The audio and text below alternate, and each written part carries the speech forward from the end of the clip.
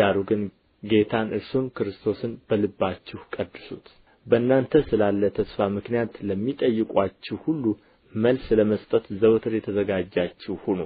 ነገር ግን በየዋህነትና በፍርሃት ይሁን። በክርስቶስ ያለውን መልካሙን ኑሮአችሁን የሚሳደቡ ሰዎች ክፉን እንደምታደርጉ በሚያሙበት ነገር እንዲያፍሩ በጎ ሕሊና ይኑራችሁ።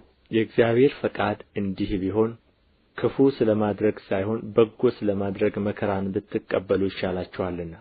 ክርስቶስ ደግሞ ወደ እግዚአብሔር እንዲያቀርበን እርሱ ጻድቅ ሆኖ ስለ ዓመፀኞች አንድ ጊዜ በኃጢአት ምክንያት ሞቶአልና በሥጋ ሞተ፣ በመንፈስ ግን ሕያው ሆነ። በእርሱም ደግሞ ሄዶ በወህኒ ለነበሩ ነፍሳት ሰበከላቸው። ጥቂቶች ማለት 8 ነፍስ በውኃ የዳኑበት መርከብ ሲዘጋጅ የእግዚአብሔር ትዕግሥት በኖኅ ዘመን በቆየ ጊዜ ቀድሞ አልታዘዙም። ይህም ውኃ ደግሞ ማለት ጥምቀት ምሳሌው ሆኖ አሁን ያድነናል። የሰውነትን እድፍ ማስወገድ አይደለም፣ ለእግዚአብሔር የበጎ ሕሊና ልመና ነው እንጂ። ይህም በኢየሱስ ክርስቶስ ትንሣኤ ነው። እርሱም መላእክትና ሥልጣናት ኃይላትም ከተገዙለት በኋላ ወደ ሰማይ ሄዶ በእግዚአብሔር ቀኝ አለ።